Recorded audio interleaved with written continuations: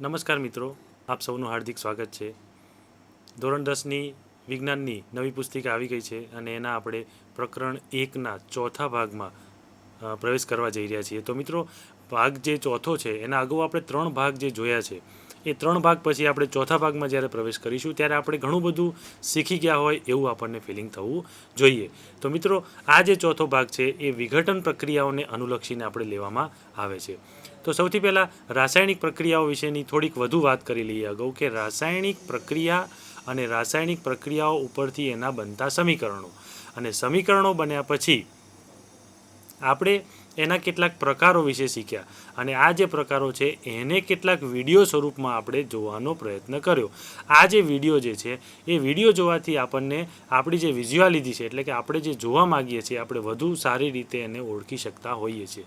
કારણ કે મિત્રો, તમે જાણો છો કે હવેનું શિક્ષણ જે છે એ આપણું શિક્ષણ એ હંમેશા કેવું થઈ ગયું છે, પ્રવૃત્તિમય શિક્ષણ. તો પ્રવૃત્તિઓ તો આપણે કરવાની જ છે, એના માટે આપણે પ્રયોગશાળામાં પણ જવાનું છે અને પ્રયોગશાળામાં આપણે જઈશું અને પ્રયોગશાળામાં ગયા પછી આપણે આ પ્રયોગો આપણે આપણી જાતે જ કરવાના છે, પરંતુ સૌપ્રથમ શિક્ષકની હાજરીમાં કરીશું અને પછી આપણે જાતે કરતા થઈ જઈશું. બરાબર? તો મિત્રો, આનો અર્થ એવો થશે કે દરેક વિદ્યાર્થી પોતાની જાતે શીખતો થઈ જાય.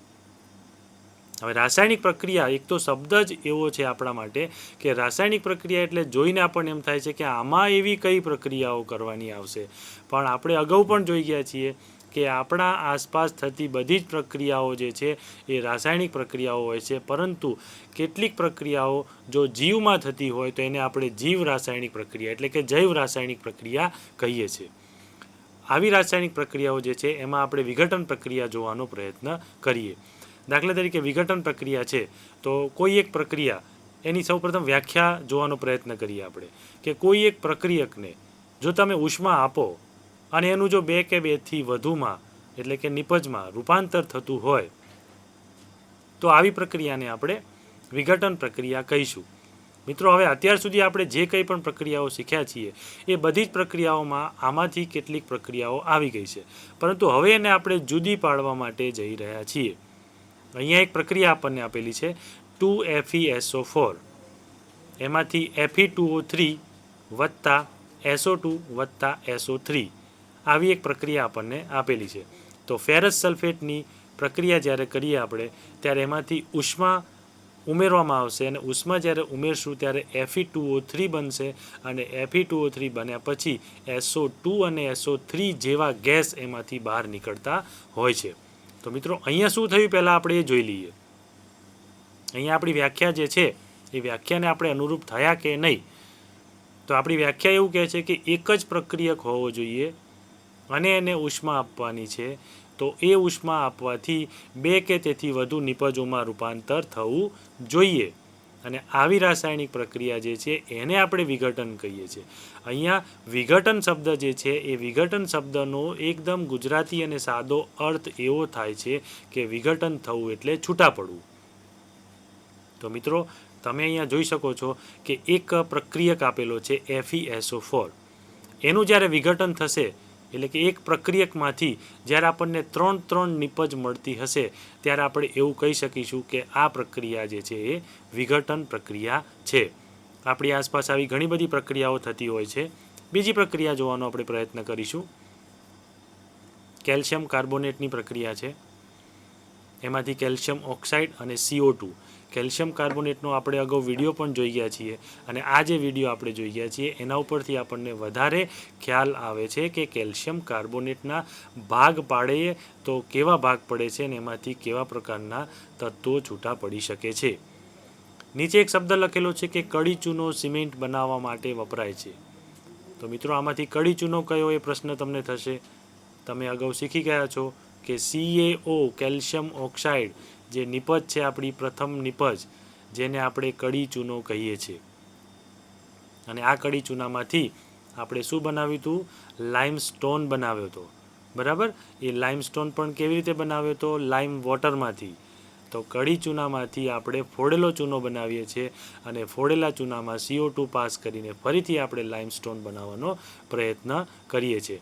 તો આ જે વસ્તુ છે એ સિમેન્ટમાં વપરાતી હોય છે, કારણ કે લાઇમસ્ટોન જે છે એ મૂળ એક પથ્થર છે અને એ પથ્થર હોવાથી એનો ઉપયોગ પણ આપણે સિમેન્ટમાં કરીએ છીએ. બરાબર.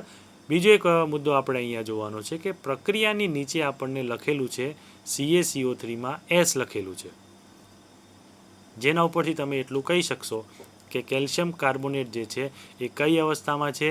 સોલિડ અવસ્થામાં છે. અને કડી ચૂનો જે છે કેલ્શિયમ ઓક્સાઇડ એ કઈ અવસ્થામાં છે? એ પણ આપણી પાસે સોલિડ અવસ્થામાં છે. વત્તા આપણને જે CO2 મળે છે એ CO2 કઈ અવસ્થામાં છે? એ ગેસ અવસ્થામાં છે. તો મિત્રો અહીંયા દરેકની અવસ્થાનું આપણે અનુમાપન કરી શકીએ છીએ કે કયું તત્વ કઈ અવસ્થામાં હશે અને કેવું દેખાતું હશે, અને એના ઉપરથી જ આપણે ઘણા બધા અનુમાનો કરી શકીએ છીએ. પ્રથમ પ્રક્રિયામાં પણ એવું જ છે. FeSO4 આપણી પાસે સોલિડ અવસ્થામાં છે. એવી રીતે SO2 અને SO3 એમાંથી આપણને ગેસ મળે છે. તો આ જે ગેસ મળે છે એમાં Fe2O3 જે દ્રાવણ બને છે એ એક્વેરિયસનું દ્રાવણ હોય છે, અને SO2 અને SO3 એવા બે પ્રકારના ગેસ આપણને આ પ્રક્રિયા દ્વારા મળે છે. તો મિત્રો આ આપણી વિઘટન પ્રક્રિયા છે, અને વિઘટન પ્રક્રિયા જે છે એ વિઘટન પ્રક્રિયા ઉપરથી તમે શું શીખ્યા? તો આ બંને પ્રક્રિયા ઉપરથી આપણે એવું કહી શકીએ કે જે પ્રક્રિયાની અંદર એક જ પ્રક્રિયક હોવો જોઈએ, અને એમાંથી 2 અથવા 2થી વધારે અથવા 4 પણ હોઈ શકે કે 5 પણ હોઈ શકે છે. પણ આટલી બધી નિપજમાં જો રૂપાંતર થતું હોય તો આપણે એવું કહી શકીએ કે આ પ્રક્રિયા એ વિઘટન પ્રક્રિયા છે. બરાબર. હવે આવા કેટલાય ઉદાહરણો આપણી બુકમાં આપેલા છે, અને દરેક ઉદાહરણને આપણે અલગ અલગ તારવી અને આપણે જોઈ શકતા હોઈએ છીએ કે એમાંથી વિઘટન પ્રક્રિયા કઈ છે અને સંયોગીકરણ પ્રક્રિયા કઈ છે. પછી એની પ્રવૃત્તિ પણ આપણે પ્રયોગશાળામાં કરી શકીએ છીએ, અને પ્રવૃત્તિના આપણે ઘણા બધા વિડીયો પણ જોયા છે, અને કેટલાક વિડીયો હવે આપણે આ સેશનમાં પણ જોવાના છીએ. હવે એક પ્રવૃત્તિ કરવા માટેનો પ્રયત્ન કરીશું આપણે. પ્રવૃત્તિ નંબર 5 આપણી બુકમાં આપેલી છે. પ્રવૃત્તિ નંબર 5 જે આપણી બુકમાં આપેલી છે, અને આકૃતિને ધ્યાનથી જોવાનો પ્રયત્ન કરીશું. આકૃતિમાં આપણને એવું કંઈક દેખાઈ રહ્યું છે કે એક વિદ્યાર્થી બર્નરની જ્યોત ઉપર કંઈક ગરમ કરી રહ્યો છે.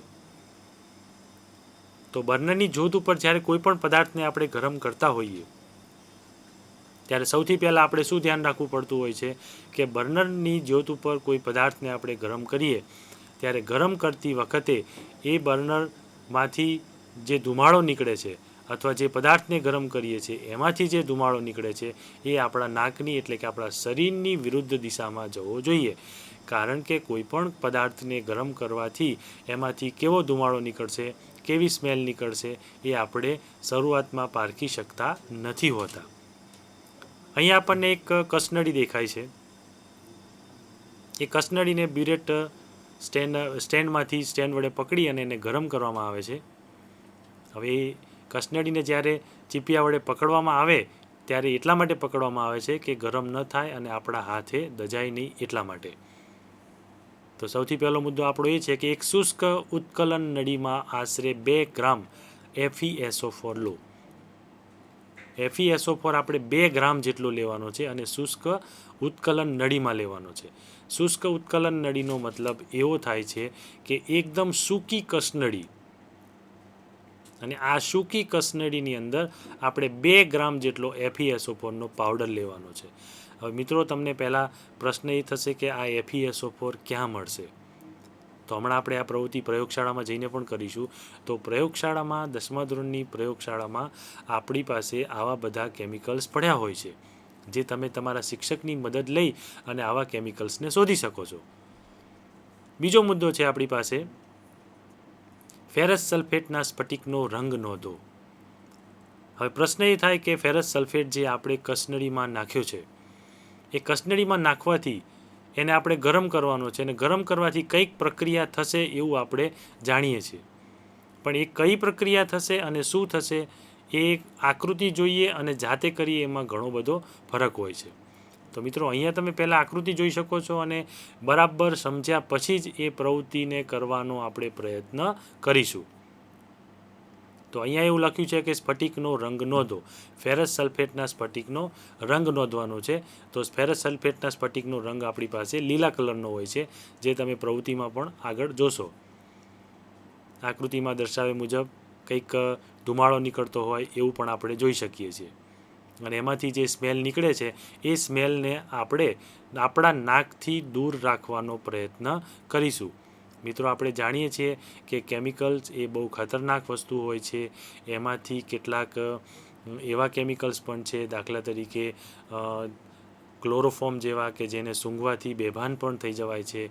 તો આવા કેમિકલ્સ પણ હેઝાર્ડસ હોય છે. એ સિવાય પણ બીજા ઘણા બધા કેમિકલ્સ નુકસાનકારક હોય છે કે જેનાથી આપણે આપણા શ્વાસોશ્વાસમાં પણ તકલીફ અનુભવીએ છીએ.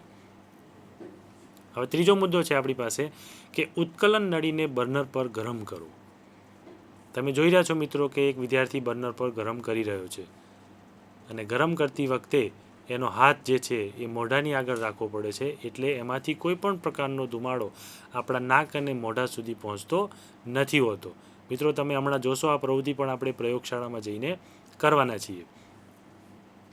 ચોથો મુદ્દો આપણને એવું કહે છે કે ફેરસ સલ્ફેટના લીલા રંગનું અવલોકન કરો. તો મિત્રો, તમે જ્યારે ફેરસ સલ્ફેટનો પાવડર લેશો ત્યારે એ પાવડર લીલા રંગનો, આછા લીલા રંગનો પાવડર હશે. ઘણી વખત પ્રયોગશાળામાં બહુ જૂનો ફેરસ સલ્ફેટ હોય તો એનો કલર પણ ઉડી ગયેલો હોય છે. તો મિત્રો, આ જે ફેરસ સલ્ફેટના લીલા રંગનું આપણે અવલોકન કરવાનું છે, અને આ લીલા રંગને એક ચમચી વડે ફેરસ સલ્ફેટને આપણે આ શુષ્ક ઉત્કલન નળી એટલે કે કસનળીમાં નાખવાનો પ્રયત્ન કરી અને પછી આપણે એને ગરમ કરવાનો પ્રયત્ન કરીએ છીએ.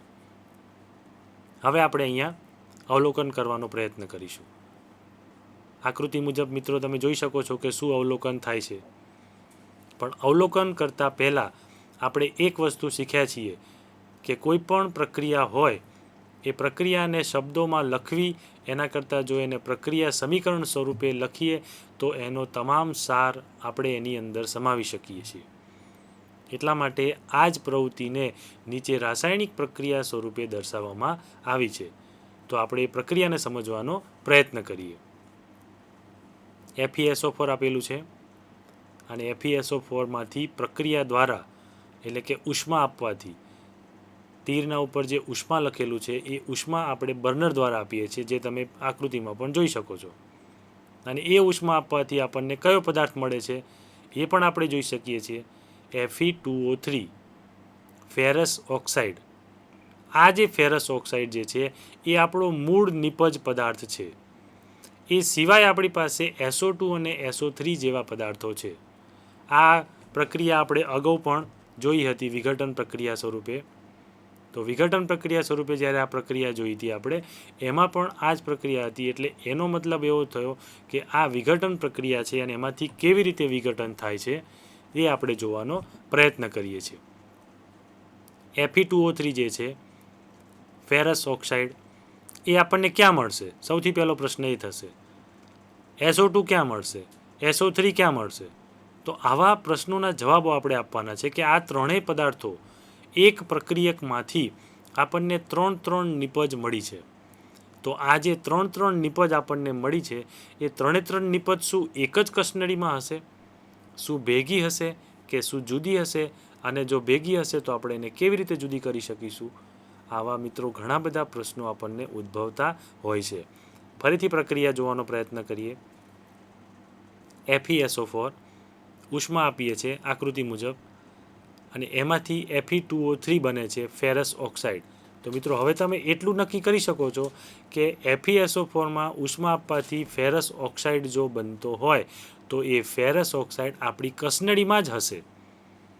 અને એ કસનળીમાં હશે જ્યારે SO2 અને SO3 જે છે એ વાયુરૂપ સંયોજનો છે, અને આ વાયુરૂપ સંયોજનો એ વાયુમાં ભળી જવાનો પ્રયત્ન કરતા હોય છે. અને એટલા માટે જ આપણને એવું દેખાય છે કે કસનળીમાંથી કંઈક ધુમાડો નીકળતો હોય છે. હવે મિત્રો, અહીંયા આપણે અવલોકન શું કર્યું આપણે એ જોવાનું છે.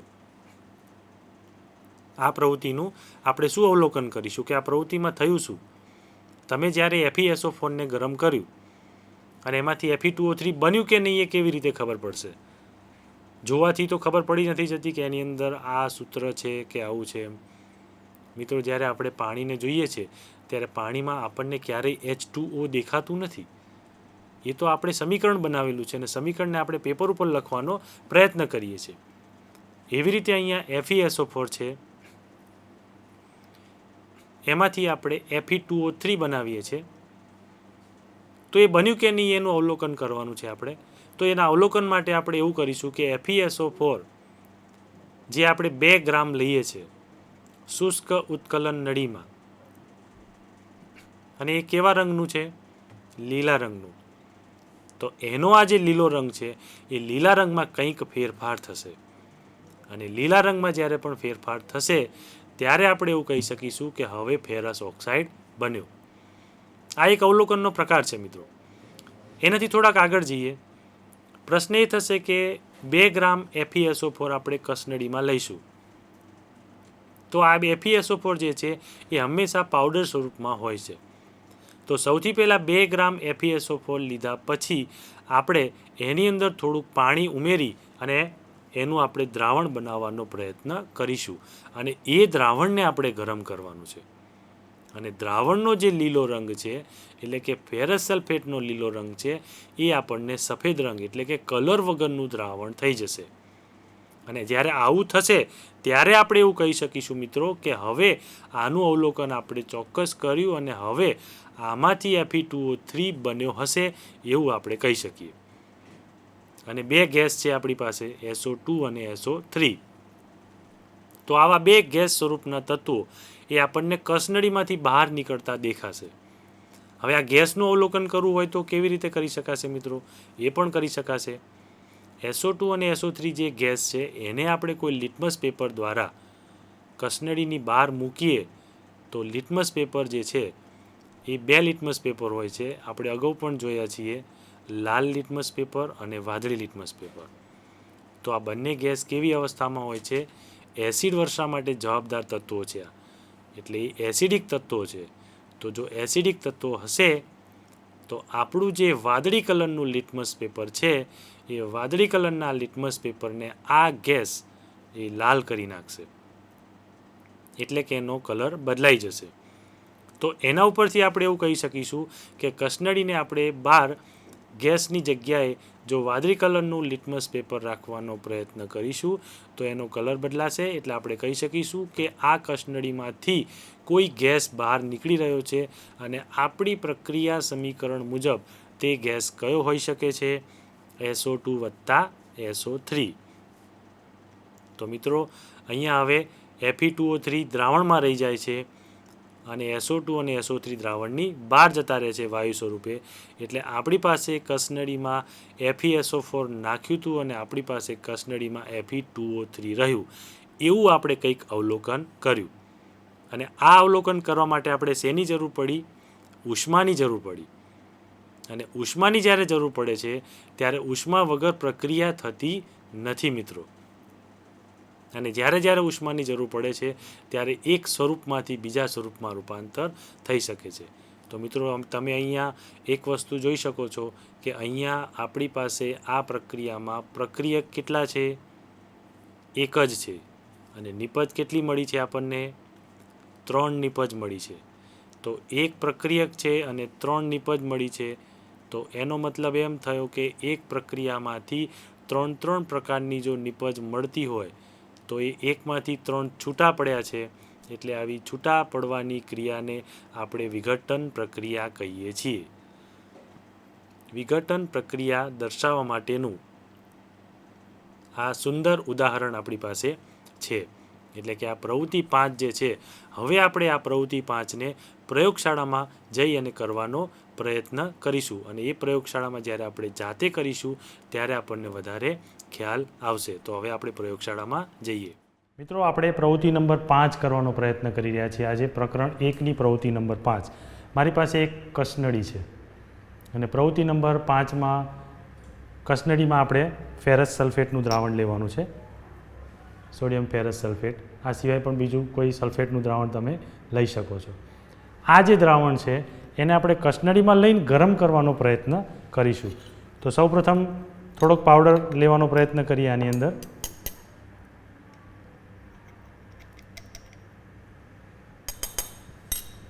આની અંદર મેં પાવડર લીધો છે, એમાં પાણી નાખીને એનું સોલ્યુશન બનાવી દઈશું આપણે.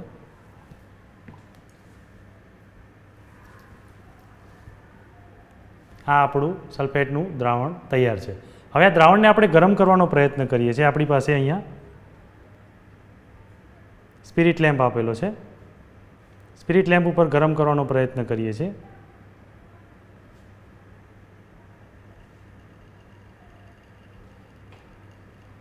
ટેસ્ટ ટ્યુબ હોલ્ડરનો પણ આમાં ઉપયોગ કરી શકીએ છીએ આપણે.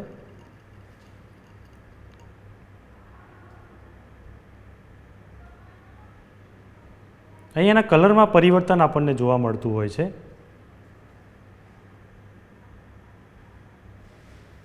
દ્રાવણ થોડું ક્લિયર થયું હોય એવું આપણને દેખાશે કે દ્રાવણ થોડુંક ક્લિયરિટી દ્રાવણની આવશે, એટલે કે જે એનો આછો લીલો રંગ હતો એ આછો લીલો રંગ જે છે એ જતો રહેશે.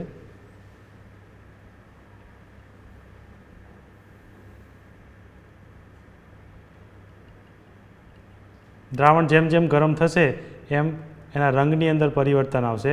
તો આ રંગનું જે પરિવર્તન છે તે તમે ધીરે ધીરે જોઈ શકો છો. અને અમુક વસ્તુ એટલે કે અમુક પાવડર જે છે એને ઓગળતા થોડોક સમય વાર પણ લાગતી હોય છે. તો મિત્રો, આવી પ્રવૃત્તિઓ આપણે પ્રયોગશાળામાં જ્યારે જાતે કરતા થઈશું ત્યારે આપણને ખબર પડશે કે કેમિકલ શું છે અને કેમિકલ એ આપણાથી દૂર નથી, આપણી નજીક જ. પ્રવૃત્તિ નંબર 6 જોવાનો પ્રયત્ન કરીશું આપણે. પ્રવૃત્તિ નંબર 6ની તમે આકૃતિ અહીંયા જોઈ શકો છો. પ્રવૃત્તિ નંબર 6ની આકૃતિ એવું કહે છે આપણને કે જેમ પ્રવૃત્તિ 5માં આપણે કંઈક એકમાંથી 3 જુદા પાડ્યા, એમ અહીંયા પણ આપણે કંઈક એકમાંથી 3 જુદા પાડવાના છે. એટલે કે આ પ્રક્રિયા પણ આપણી વિઘટન પ્રક્રિયાનું સ્વરૂપ છે એવું આપણે કહી શકીએ છીએ.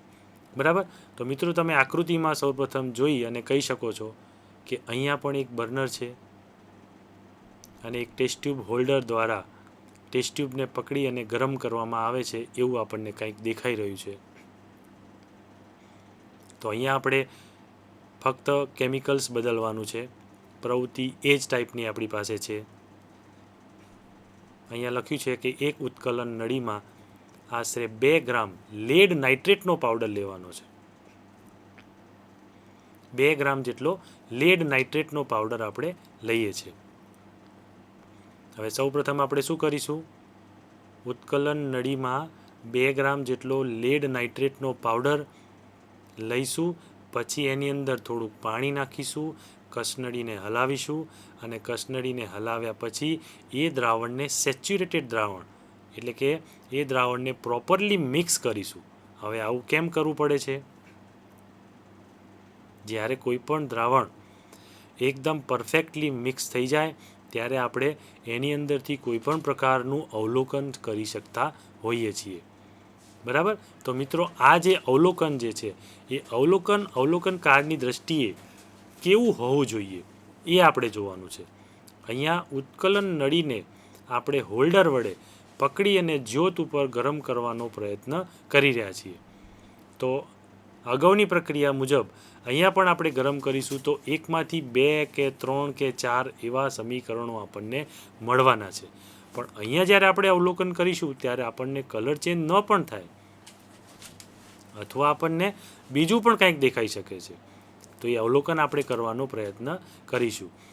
તો અવલોકન કરતાં પહેલાં આપણે એક વસ્તુ સમજી લઈએ કે આપણે ટેસ્ટ ટ્યુબ હોલ્ડર દ્વારા ઉત્કલન નળીને પકડી અને જ્યોત ઉપર ગરમ કરીએ છીએ.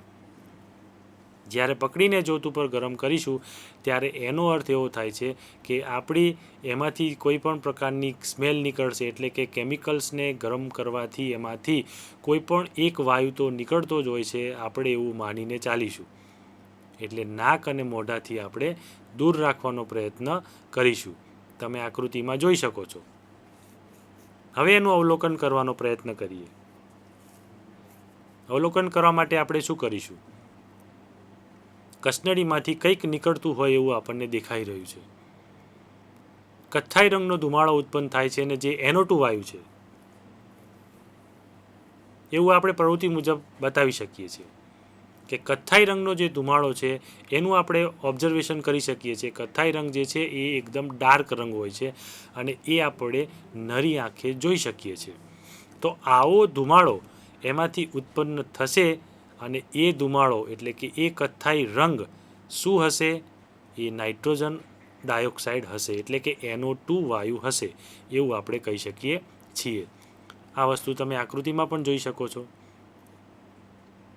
આકૃતિમાં તમને ધુમાડો પણ દેખાય છે. અને આ ધુમાડો જોયા પછી તમે શું નિર્ણય પર આવ્યા હશો કે આ કથ્થાઈ રંગનો ધુમાડો છે કે નથી, અને જો છે તો એ નાઇટ્રોજન ડાયોક્સાઇડ છે કે નહીં, NO2. આવું પણ આપણે કહી શકતા હોઈએ છીએ. હવે પ્રક્રિયા જોવાનો પ્રયત્ન કરીએ આપણે. આપણી જે પ્રક્રિયા છે 2PbNO3 ટ્વાઇસ, આપણી પાસે લેડ નાઇટ્રેટ આપેલો હોય છે અને લેડ નાઇટ્રેટનું આ સૂત્ર છે PbNO3 ટ્વાઇસ, અને એના નીચે લખેલું છે S, એટલે કે સોલિડ અવસ્થામાં હોય છે, પાવડર સ્વરૂપમાં હોય છે. અને જ્યારે એને તીર મારી અને તીર ઉપર ઉષ્મા લખવામાં આવે છે એટલે એનો મતલબ એમ થાય છે કે આપણે શુષ્ક કસનળીમાં એટલે કે ઉત્કલન નળીમાં લેડ નાઇટ્રેટનું દ્રાવણ બનાવીએ છીએ, પાવડર લઈને એમાં પાણી નાખીને. તો એમાંથી આપણને 3 વિભાજનમાં જોવા મળે છે. એક પાવડરનું 3 પ્રકારે વિભાજન જોવા મળે છે. એમાંથી PbO બને છે વત્તા 4 NO2. જે 4 લખેલા છે એ તો તમે જાણો છો મિત્રો કે પ્રક્રિયાને સંતુલિત કરવા માટે લખેલા છે. એટલે એમાંથી NO2 આવો વાયુ નીકળે છે અને વત્તા O2 વાયુ નીકળે છે.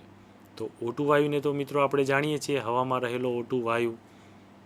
હવે O2 વાયુ જે છે એનો રંગ કલર એ કેવો હોય છે એ પણ આપણે જાણીએ છીએ.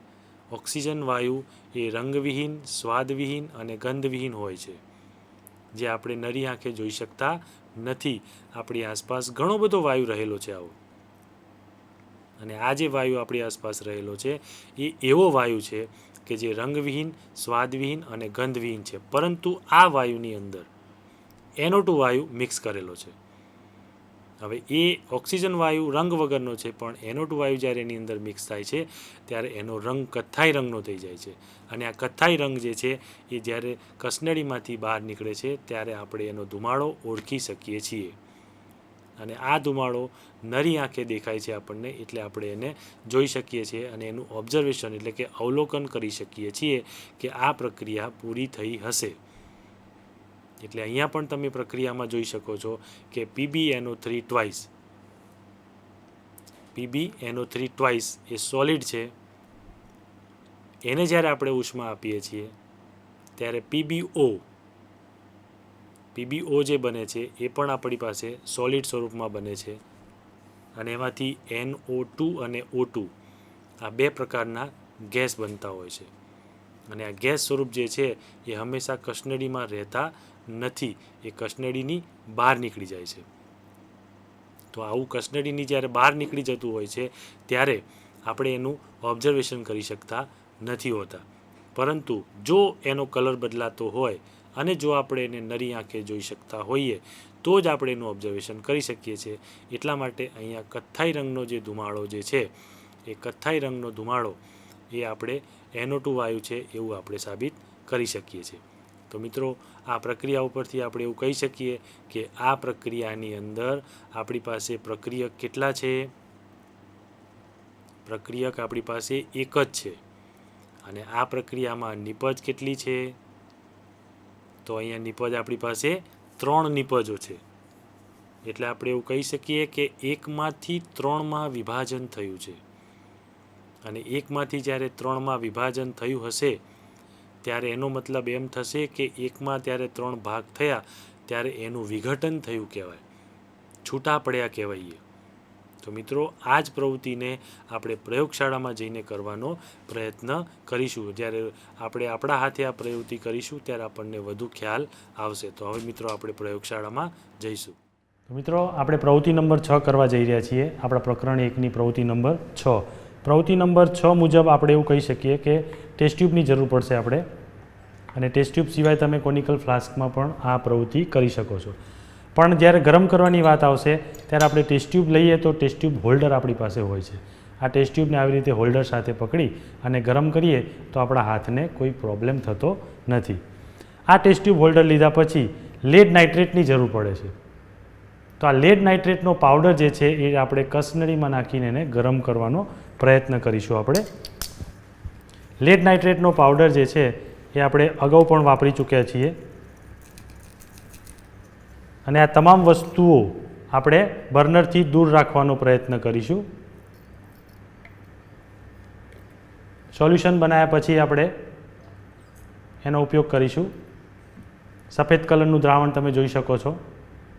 એને એક વખત મિક્સ કરવા માટે આવું કરી શકીએ છીએ આપણે, બરાબર. અને આને આ રીતે આપણે ગરમ કરવાનો પ્રયત્ન કરીશું કે એનો ધુમાડો જે છે એ આપણા સુધી પહોંચે નહીં. હવે તમારે અવલોકન કરવાનું છે કે આમાં થાય છે શું. કસનળીને હું ગરમ કરવાનો પ્રયત્ન કરું છું. તમને રંગ પરિવર્તન દેખાશે અને ટેસ્ટ ટ્યુબમાંથી કથ્થાઈ રંગનો ધુમાડો બહાર નીકળતો હોય એવું દેખાશે. આ માર્કિંગ થોડુંક એક્ઝેક્ટલી કરવું પડતું હોય છે તો જ એનું કલરનું ઓબ્ઝર્વેશન દેખાય. ટેસ્ટ ટ્યુબમાંથી જે કથ્થાઈ રંગનો ધુમાડો બહાર નીકળતો હોય છે એના દ્વારા આપણે કહી શકીએ કે કંઈક રાસાયણિક પ્રક્રિયા થતી હોય છે. અને જેટલું વધારે આપણે ગરમ કરવાનો પ્રયત્ન કરીશું એટલો વધારે આપણને ધુમાડો એમાંથી દેખાશે.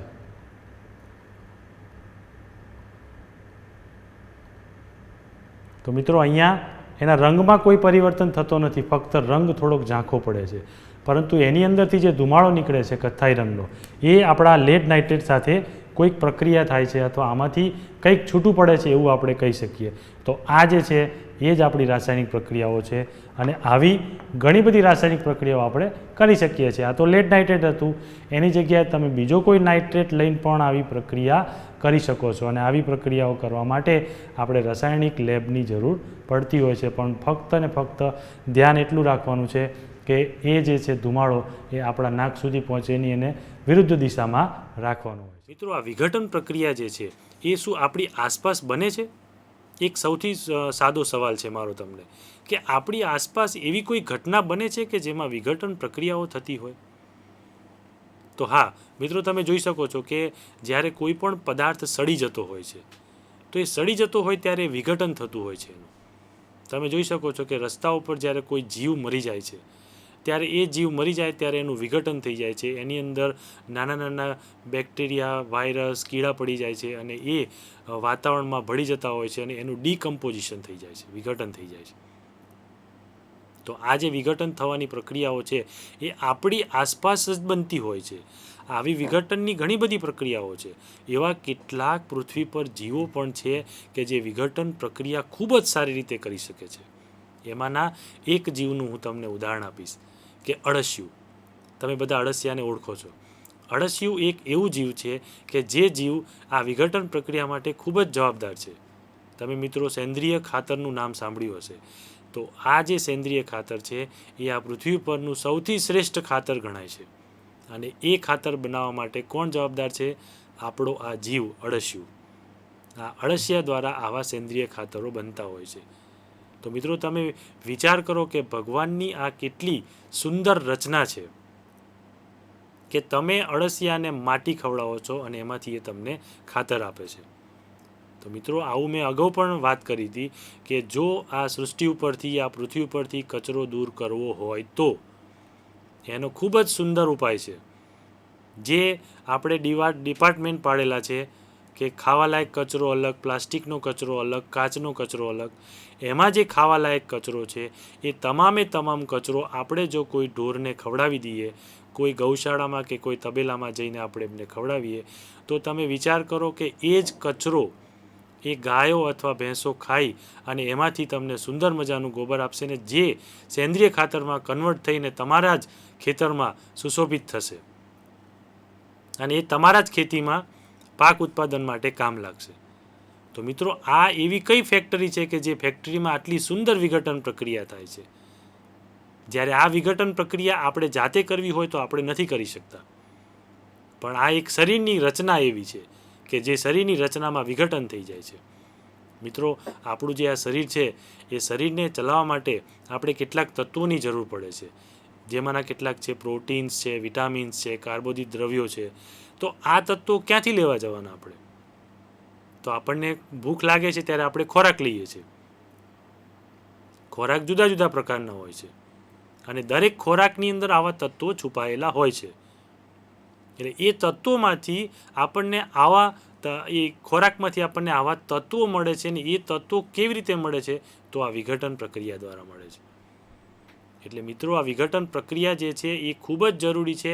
એટલે આપણને ક્યારે એવું ના થવું જોઈએ કે આ વિઘટન પ્રક્રિયાઓ એ રાસાયણિક પ્રક્રિયાઓ છે, પણ જ્યારે કોઈ જીવમાં થતી હોય ત્યારે આ પ્રક્રિયાઓને આપણે જૈવ રાસાયણિક પ્રક્રિયા કહીએ છીએ. મારા શરીરમાં જો પ્રોટીનની ઉણપ હોય તો મારે લીલા શાકભાજી ખાવા પડે એવું મને ડૉક્ટર કહેશે, બરાબર? અથવા કઠોળ ખાવા પડશે. વિટામિનની ઉણપ હોય તો પણ લીલા શાકભાજી, પાંદડાવાળા શાકભાજી ખાવા પડશે. તો આ પ્રોટીન અને વિટામિન જે છે એ આપણને કઠોળ અને લીલા શાકભાજી ખાવાથી આપણને મળે છે. પણ એ વસ્તુ આપણે જ્યારે ખાઈએ છીએ ત્યારે એમાંથી આપણા શરીરની અંદર વિઘટન પ્રક્રિયાઓ થઈ અને એમાંથી એ છૂટા પડે છે અને એ છૂટા પડવાથી એની અંદરથી જે પ્રોટીન વિટામિન્સ મળે છે એમાંથી આપણું શરીર ચાલે છે અને એમાંથી આપણને શું મળે છે? એનર્જી, ઉષ્મા કહીએ છીએ, તાકાત કહીએ છીએ, શક્તિ કહીએ છીએ અને એ શક્તિ દ્વારા આપણું આ શરીર ચાલે છે. મિત્રો, એક બીજું સુંદર ઉદાહરણ કે માણસને 24 કલાક સુધી જો આપણે સૂઈ રહેવાનું કહીએ તો પણ એને શ્વાસોશ્વાસ લેવા માટે શક્તિની જરૂર પડે છે. અને એટલા માટે જ કહીએ છીએ મિત્રો કે જ્યારે કોઈ વ્યક્તિ કોમામાં જતો રહે ત્યારે પણ એને ઓક્સિજનના બાટલા ચડાવવા પડતા હોય છે અને એને ગ્લુકોઝના બાટલાની પણ જરૂર પડે છે. કારણ કે એ જ્યારે શ્વાસ લેતો હોય છે, એનો જ્યારે શ્વાસ ચાલતો હોય છે, ત્યારે એ શ્વાસ લેવા માટે પણ એનું હૃદય કામ કરતું હોય છે અને હૃદય કામ કરવા માટે પણ એને શક્તિની જરૂર પડતી હોય છે. એટલે આપણા શરીરનું કોઈ પણ એક અંગ પણ જો કામ કરતું હશે તો શક્તિ વપરાશે અને એ શક્તિ જે વપરાશે એ શક્તિ આપણે બહારથી લેવી પડશે. અને એ ક્યાંથી લેવી પડશે? ખોરાકમાંથી લેવી પડશે. મિત્રો, તમે જાણો છો કે દરેક વ્યક્તિઓના ખોરાક જુદા જુદા હોય છે. જે લોકો હાર્ડ વર્કર હોય છે, ખેતી મજૂરી કરતા હોય છે, તો એ લોકોનો ખોરાક વધુ હોય છે કારણ કે એમને વધારે ખોરાક લેવાનો હોય છે અને વધારે એનર્જીની જરૂર પડતી હોય છે. જ્યારે જે લોકોને ઓફિસમાં બેસી રહેવાનું હોય છે એ લોકોને એનર્જીની ઓછી જરૂર પડે છે, તો એમનો ખોરાક એ પ્રમાણે ઓછો હોય છે. પણ મૂળ ઉષ્માની જરૂર પડે છે, એનર્જીની જરૂર પડે છે અને આ એનર્જી જે છે એ આપણા ખોરાકમાંથી આવે છે અને ખોરાકમાંથી આવે છે એટલે વિઘટન દ્વારા આવે છે. એટલે આપણી પ્રક્રિયા જે છે એ વિઘટન પ્રક્રિયા એ અહીંયા આપણે એ સાર્થક કરીએ છીએ. એનાથી થોડાક આગળ જવાનો પ્રયત્ન કરીએ કે પૃથ્વી પર ઘણો બધો એરિયા એવો છે કે જેની અંદર વિઘટનની પ્રક્રિયાઓ એની જાતે થતી હોય છે. દાખલા તરીકે તમે જુઓ છો કે કોઈ શહેર હોય તો શહેરમાંથી રોજે રોજ કચરો ભેગો કરીને એક જગ્યાએ ઠલવવામાં આવતો હોય છે અને એ કચરો જ્યાં ઠલવવામાં આવતો હોય ત્યાં કેટલાય પ્રાણીઓ હોય, જીવો હોય, એમાંથી કંઈકનું કંઈક ખાવાનો પ્રયત્ન કરતા હોય છે. તો એમાંથી જે ખાવાનો પ્રયત્ન કરતા હોય, ખાધા પછી કંઈ બચી ગયું હોય, અમુક સમય થાય એટલે એની જાતે વિઘટન થઈ જાય છે અને વિઘટન થઈ અને વાતાવરણમાં ફરી પાછું ભળી જાય છે. તો ફરી પાછો આપણે અહીંયા કયો નિયમ લગાવીશું? થર્મોડાયનેમિક્સ, ઉષ્માગતિશાસ્ત્રનો.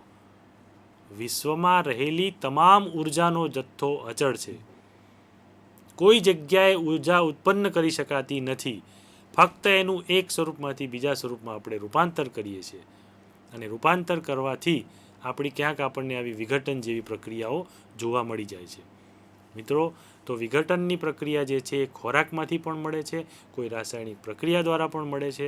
એવી રીતે આપણે જ્યારે પ્રવૃત્તિઓ કરતા થઈએ ત્યારે આપણને ખબર પડશે કે વિઘટન પ્રક્રિયા એટલે શું. બીજી એક વાત કરીએ આપણે કે કોઈ પણ ખેતરમાં આપણે જ્યારે કોઈ પણ અનાજ વાવીએ છીએ ત્યારે અનાજનો ગ્રોથ થાય છે. એટલે કે એક ઘઉંનો દાણો આપણે વાવીએ છીએ અને એ એક ઘઉંના દાણામાંથી અસંખ્ય ઘઉંના દાણાઓ ઉગે છે. કોઈ પણ અનાજ હોય તો એ જ્યારે ઉગે છે ત્યારે એનો પણ વિકાસ થાય છે અને એ જ અનાજ આપણા ઘર સુધી આવે છે. પણ જ્યારે આપણે ઘઉં એટલે કે આપણે એનર્જીની જરૂર પડે છે ત્યારે આપણે ઘઉં ખાઈ શકતા નથી. એ ઘઉંમાંથી આપણે લોટ બનાવી, રોટલી આપણે ખાવી પડે છે. પણ એ રોટલી આપણે ખાવી પડે છે ને એમાંથી વિઘટન થાય છે અને એમાંથી તત્વો છૂટા પડે છે. પણ કોઈ જાનવર હોય તો એ ડાયરેક્ટ ઘઉં ખાઈને વિઘટન કરી શકે છે. એટલે વિઘટન પ્રક્રિયા માટે દરેક જીવ માટે અલગ અલગ કિસ્સો લાગુ પડતો હોય છે. કુદરતની અલગ અલગ રચનાઓ છે બધી, કે કોઈ પણ જીવ હોય એ જીવ કેવી રીતે વિઘટન કરે છે એના શરીરની પ્રકૃતિ ઉપર જાય છે. અને આવી શરીરની પ્રકૃતિઓ માટે આપણી આવી કેમિકલ રાસાયણિક પ્રક્રિયાઓ જવાબદાર છે. પરંતુ આપણે અહીંયા ફક્ત એટલું જ ધ્યાન રાખીશું કે કોઈ પણ પ્રક્રિયા જ્યારે કોઈ જીવની અંદર બનતી હોય તો આપણે એને શું કહીશું? એને જૈવ રાસાયણિક પ્રક્રિયા કહીશું. અને એ આપણી જૈવ રાસાયણિક પ્રક્રિયા હશે. અને જો જીવમાં નહીં બનતી હોય તો આપણે એ પ્રક્રિયાને શું કહીશું? રાસાયણિક પ્રક્રિયા છે. મિત્રો, રાસાયણિક પ્રક્રિયા શબ્દ જરાક મોટો શબ્દ હોય છે. આપણને ઘણીવાર એવું થાય કે રાસાયણિક એટલે કેમિકલ, અને કેમિકલ એટલે આપણને નુકસાન થાય. અને કેમિકલની ઇન્ડસ્ટ્રીઓનું નામ સાંભળીને આપણને થોડોક ડર લાગતો હોય છે કે ત્યાં ધુમાડા હોય, પોલ્યુશન હોય, આવું બધું હોય. પણ એ કેમિકલ પણ આપણા માટે ઘણા બધા કામના હોય છે. અને એ કેમિકલનું પણ આપણે વિઘટન ઘણી બધી વખત કરતા હોઈએ છીએ. આપણી આસપાસ પણ, આપણા ઘરમાં પણ ઘણા કેમિકલ આપણે રાખતા હોઈએ છીએ. દાખલા તરીકે હાઇડ્રોક્લોરિક એસિડ, HCl, જે આપણા ઘરમાં આપણે ફર્શ સાફ કરવા માટે રાખીએ છીએ, ફિનાઇલ રાખીએ છીએ. તો આ પણ બધા કેમિકલ છે. અને એ કેમિકલ પણ કોઈ રાસાયણિક પ્રક્રિયા દ્વારા જ આપણા સુધી પહોંચ્યા હશે, એવું આપણે કહી શકીએ છીએ. તો મિત્રો, આવી જે રાસાયણિક પ્રક્રિયાઓ છે એમાં મોસ્ટ આઈએમપી પ્રક્રિયામાં વિઘટન પ્રક્રિયા આવે છે. અને વિઘટન એ આપણે આપણા શરીરમાં અને આપણી આસપાસ પણ આપણે જોઈ શકતા હોઈએ છીએ. બરાબર. હવે આપણે આગળની સ્લાઇડ જોવાનો પ્રયત્ન કરીશું કે આગળની સ્લાઇડમાં આપણી પાસે પ્રવૃત્તિ નંબર 7 આપેલી છે. પ્રવૃત્તિ નંબર 7ની આકૃતિ જોવાનો પ્રયત્ન કરીશું. આ આકૃતિમાં આપણને 2 સળિયા દેખાય છે, જે કાર્બનના સળિયા છે. અને એ કાર્બનના સળિયા 2 ધ્રુવ તરીકે કામ કરે છે. અને એ 2 ધ્રુવ જે છે એ 2 ધ્રુવ એવું કહે છે, આપણે અગાઉ પણ એક વાત કરી હતી કે જ્યારે પાણીમાંથી, એટલે કે H2O માંથી H2 અને O2 જ્યારે છૂટા પાડવા હોય તો આવું કોઈક સાધન આપણે વાપરી શકીએ છીએ. એક પ્લાસ્ટિકના તળિયે 2 છિદ્રો કરી અને રબરના બૂચ લગાવી કાર્બનના 2 ધ્રુવોને દાખલ કરીએ છીએ આપણે. અને આ 2 ધ્રુવો જે છે એ 6 વોલ્ટના કોષ સાથે જોડવાના છે. ધ્રુવો પાણીમાં ડૂબે એટલું પાણી ભરી અને એમાં H2SO4ના થોડા ટીપા નાખીશું. આકૃતિ મુજબ H2SO4ની જગ્યાએ આપણે HCl પણ વાપરી શકીએ છીએ. એમાંથી આયનો છૂટા પડશે. અને આયનો કેવા છૂટા પડશે એનો આપણે એક વિડીયો પણ જોઈશું, એટલે આપણને વધુ ખ્યાલ આવશે. પાણીથી ભરેલી 2 કસનળી કાર્બનના ધ્રુવો ઉપર ઊંધી વાળીશું આપણે, અને વિદ્યુત પ્રવાહને ચાલુ કરીશું. ધ્રુવો ઉપર આપણને ક્યાંક પરપોટા દેખાશે અને વાયુનું કદ જે છે એ સમાન હોય છે એવું આપણે જાણીએ છીએ. મીણબત્તી સળગાવીને વાયુની આપણે પરખ કરી શકીએ છીએ. મિત્રો, અહીંયા આપણને આ પ્રવૃત્તિ શું કહેવા માગે છે એને જરા ફરીથી સમજી લઈએ કે અહીંયા 2 ધ્રુવો બનાવેલા છે અને આ ધ્રુવો માટે કાર્બનના સળિયા વાપરેલા છે. તો કાર્બનના જે સળિયા છે એ કાર્બનના સળિયા સૌપ્રથમ તમે ક્યાંથી લાવશો? તો આ એક નાનકડી પ્રવૃત્તિ છે, તમે જાતે પણ કરી શકો છો.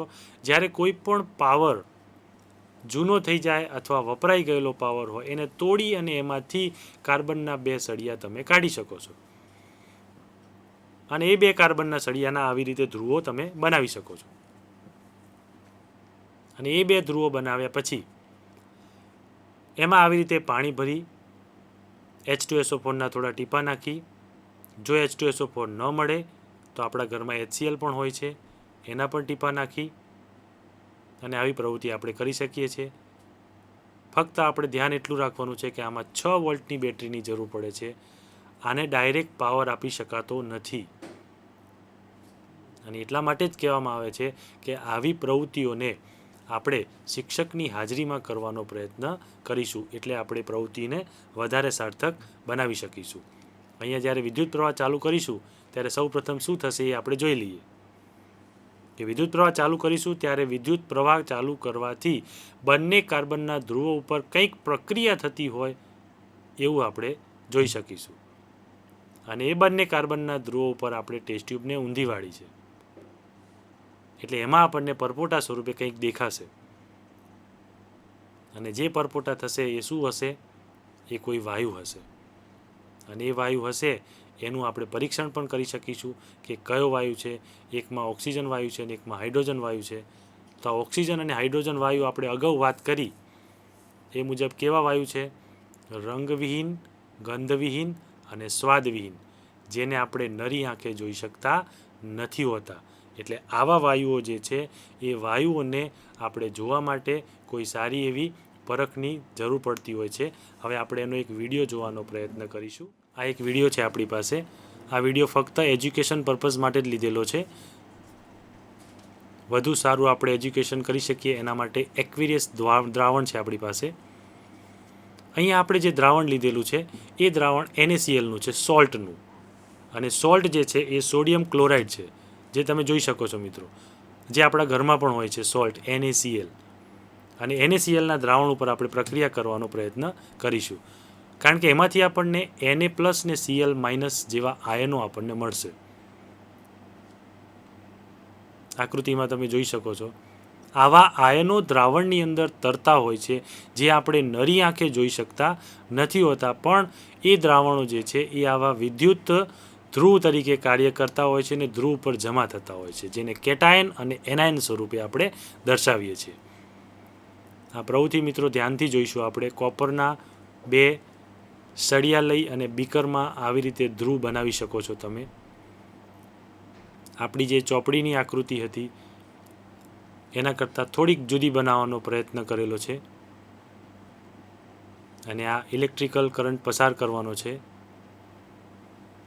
અને ઇલેક્ટ્રિકલ કરંટ જ્યારે પસાર કરીશું ત્યારે આવી કોઈ પ્રક્રિયા થશે. એટલે કે ધ્રુવો જે મુક્ત અવસ્થામાં ફરતા હોય છે, એની અંદર ઇલેક્ટ્રોન્સ જે હોય છે એ ઇલેક્ટ્રોન હંમેશા મુક્ત અવસ્થામાં ફરતા હોય છે. જ્યારે ધન આયનો હોય એ સ્થિર હોય છે.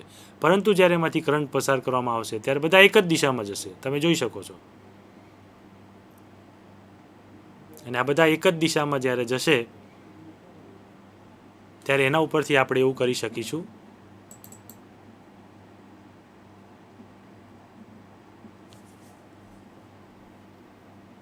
ઇલેક્ટ્રોડ જે છે એ શું કામ કરે છે એ આપણે જોઈ શકીએ છીએ.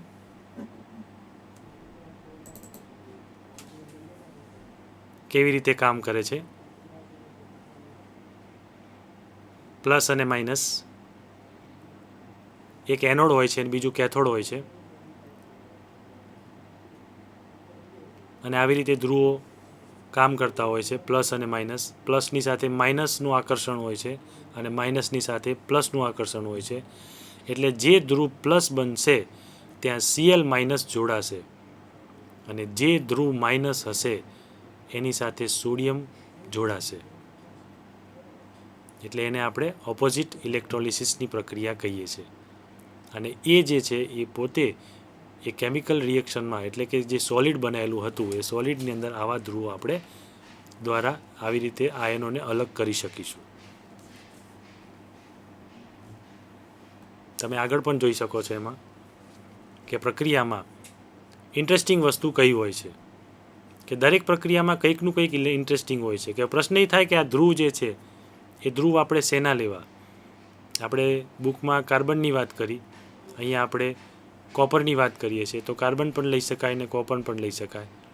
પ્લસ હોય એને આપણે એનોડ કહીએ છીએ અને માઇનસ હોય એને આપણે કેથોડ કહીએ છીએ. કેથોડ એટલે કેટાયન અને એનોડ એટલે એનાયન. તમે આકૃતિ મુજબ જોઈ શકો છો કે NaClનું દ્રાવણ હોય એમાં આવી રીતે આયનો ફરતા હોય છે.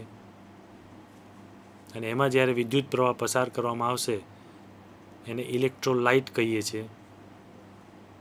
આયોનિક સોલ્યુશન બની ગયું છે, એટલે કે આયનો ફરતા હોય છે એટલે એને આપણે આયોનિક સોલ્યુશન કહીએ છીએ. અને આ આયોનિક સોલ્યુશન છે એ એમાંથી કંઈક પોટેન્શિયલ, એટલે કે કંઈક વોલ્ટેજ આપણને મળતો હોય છે. અને આ જે વોલ્ટેજ છે એ વોલ્ટેજ આપણે શું દર્શાવી શકીએ છીએ. ઇલેક્ટ્રોલિસિસ જે છે એ પાણી, સોલ્ટ વોટર કે બીજા કોઈમાં પણ આપણે બતાવી શકીએ. તો મિત્રો આવું એવું જરૂરી નથી કે આપણે સોલ્ટ વોટરમાં જ બતાવીએ, બીજી ઘણી જગ્યાએ પણ આવું આપણે બતાવી શકતા હોઈએ છીએ. પણ અહીંયા ઇલેક્ટ્રોલાઇટનું જે છે એ NaClની અંદર આપણને સ્પષ્ટ રીતે દેખાય છે અને એકદમ આસાનીથી આપણે આવું કરી શકતા હોઈએ છીએ. અને એટલા માટે ઇલેક્ટ્રોડ સારા હોય તો જેટલા ઇલેક્ટ્રોડ સારા હોય એટલી પ્રક્રિયા ખૂબ જ સારી રીતે આપણે કરી શકતા હોઈએ છીએ. અહીંયા એનાયન અને કેટાયનનું પ્રક્રિયા સમીકરણ તમે જોઈ શકો છો કેવી રીતે પ્રક્રિયા કરે છે. પ્લસમાંથી માઇનસ ને માઇનસમાંથી પ્લસ. આયનો હંમેશા ગતિ કરતા હોય છે, એટલે કે માઇનસ આયનો ગતિ કરતા હોય છે. તો મિત્રો આ જે પ્રવૃત્તિ હતી આપણી એ પ્રવૃત્તિ નંબર 7, કે પ્રવૃત્તિ નંબર 7માં આપણે એક પ્રવૃત્તિ જોવાનો પ્રયત્ન કરો. અને આપણી આકૃતિમાં જે હતી એમાં ફરક એટલો હતો કે કાર્બનના રોડ લીધેલા હતા, અને એ કાર્બનના રોડની જગ્યાએ આપણે આકૃતિ વિડીયો જે જોયો એ વિડીયોની અંદર આપણી પાસે કયા રોડ હતા? કાર્બનના રોડ. એની જગ્યાએ આપણે કોપરના રોડ લીધા. તો કોપર અને કાર્બન બંને વિદ્યુત ધ્રુવ તરીકે કામ કરી શકે છે, અને બંનેનો આપણે ઉપયોગ કરી શકતા હોઈએ છીએ. હવે જ્યારે બંનેનો આપણે ઉપયોગ કરતા હોઈએ ત્યારે બંનેમાં પરિસ્થિતિનું શું નિર્માણ થશે? ઘણીવાર પ્રશ્ન એવો થાય કે શું બંનેમાં એક સરખું કામ થશે? તો મિત્રો અહીંયા જવાબ એવો મળશે કે બંને એક જ કામ કરતા હોય છે. ઘણી વખત તમે એક કાર્બન અને એક કોપર પણ લઈ શકો છો, તો પણ આપણને વિદ્યુત ધ્રુવ તરીકે કામ કરશે, અને વિદ્યુત ધ્રુવ તરીકે આપણે આવું કરી શકીશું આપણે. બરાબર? તો આવી રીતે આપણે બીજો એક પ્રશ્ન અહીંયા ઉપસ્થિત થશે કે ભાઈ NaClનું દ્રાવણ કેમ લીધું? મિત્રો એટલા માટે કે NaCl આપણને જલ્દીથી અવેલેબલ થાય છે. Sodium chloride. આ સોડિયમ ક્લોરાઇડ આપણા હાથ વગું હોય છે, આપણા ઘરમાં હોય છે, આપણે એનો રોજ ઉપયોગ કરીએ છીએ, અને એની પ્રક્રિયા પણ આપણે ખૂબ જ સુંદર રીતે સમજાવી શકીએ છીએ કે NaClમાંથી Na+ અને Cl- થઈ શકે છે. તો આ પ્લસ અને માઇનસવાળી જે પ્રક્રિયા છે એ આપણે અગાઉ પણ શીખ્યા છીએ 9મા ધોરણમાં. એટલા માટે NaClનો ઉપયોગ કરીએ તો પ્લસ અને માઇનસ એ આયનો જે તરતા હોય છે એ કેથોડ અને એનોડ ઉપર જમા થઈ અને આપણે એવું જોઈ શકીએ છીએ કે પાણી ધીરે ધીરે ઓછું થાય છે. અને પાણી ધીરે ધીરે ઓછું થાય એટલે આપણે એવું કહી શકીએ કે કંઈક પ્રક્રિયા આની અંદર થતી હોય છે, અને કંઈક પ્રક્રિયા થાય એટલે આપણે એવું કહી શકતા હોઈએ છીએ કે આની અંદર, એટલે કે આ રાસાયણિક પ્રક્રિયામાં અમુક ગેસ નીકળતા હોય જે કેવા હોય છે? Cl2 ગેસ પણ એવો છે કે જે નરી આંખે તમે ન જોઈ શકો. તો વાયુરૂપ તત્વો જે છે એની એક આ તકલીફ હોય છે કે જેને આપણે નરી આંખે નથી જોઈ શકતા, કારણ કે મોટા ભાગના વાયુરૂપ તત્વો જે છે એ કેવા હોય છે? રંગ વગરના, એટલે કે રંગવિહીન હોય છે, અને ગંધ વગરના પણ હોય છે. તો રંગ અને ગંધ ના હોય તો તમે એને કેવી રીતે પારખી શકો? અને એટલા માટે જ આપણે કહીએ છીએ કે પારખવા માટે આપણી પાસે લિટમસ પેપર જેવા કોઈ સાધનો હોય, અથવા બીજી કોઈ પ્રક્રિયા દ્વારા પણ આપણે એને ઓળખી શકતા હોઈએ છીએ. ઓકે, તો મિત્રો આના પછીની એક પ્રવૃત્તિ જોવાનો પ્રયત્ન કરીએ આપણે. આપણી પાસે સ્લાઇડ છે, અને એ સ્લાઇડમાં પ્રવૃત્તિ નંબર 8 જોવાનો પ્રયત્ન કરીએ આપણે. એક ચાઇના ડીશ આપેલી છે આપણને, એમાં 2 ગ્રામ સિલ્વર ક્લોરાઇડ લેવાનો છે. આકૃતિમાં તમે જોઈ શકો છો કે એક ઘરમાં ટેબલ પર ચાઇના ડીશ મૂકેલી છે, અને બહારથી સૂર્યપ્રકાશ આવે છે, અને ચાઇના ડીશમાં સિલ્વર ક્લોરાઇડ છે. હવે સિલ્વર ક્લોરાઇડનો રંગ કેવો હોય અને કેવો થશે એ આપણે જોવાનું છે. અહીંયા પ્રક્રિયામાં બીજું કાંઈ જ કરેલું નથી, ફક્ત એવું લખેલું છે કે તેનો રંગ કેવો છે, અને થોડીવાર માટે ચાઇના ડીશને સૂર્યપ્રકાશમાં મૂકી રાખો. તો થોડા સમય પછી સિલ્વર ક્લોરાઇડના રંગનું અવલોકન કરો. બીજું કાંઈ જ કરવાનું નથી. પ્રક્રિયા તમે નીચે જોઈ શકો છો. AgCl, 2AgCl, અને AgClમાં સૂર્યપ્રકાશ આવે છે બહારથી, અને એ સૂર્યપ્રકાશ આવવાથી એના 2 ભાગ પડે છે, 2Ag + Cl2. તો અહીંયા AgCl જે હતું એ સોલિડ ફોર્મમાં હતું, જે આપણે ચાઇના ડીશમાં લીધેલું હતું, અને એની ઉપર જ્યારે સૂર્યપ્રકાશ પડે છે ત્યારે એમાંથી સિલ્વર ધાતુ છૂટી પડે છે, અને એ સિલ્વર ધાતુ પણ ઘન સ્વરૂપે હોય છે.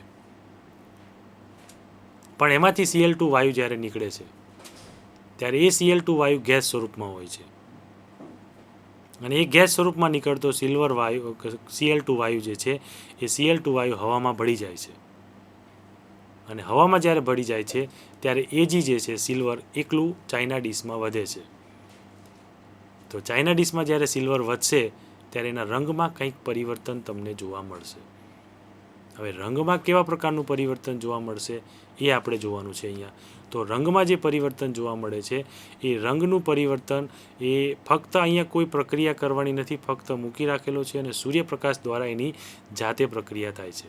તો સૌથી પહેલો પ્રશ્ન અહીંયા એ ઉદ્ભવશે કે રંગમાં ગમે તે પ્રકારનું પરિવર્તન થતું હોય, પણ એનો અર્થ એવો થાય કે જો આપણે સિલ્વર ક્લોરાઇડને કોઈ બોક્સમાં મૂકીએ અને પ્રયોગશાળામાં રાખીએ અને પ્રયોગશાળામાં જો સૂર્યપ્રકાશ આવે તો એનું રંગનું પરિવર્તન થઈ જાય.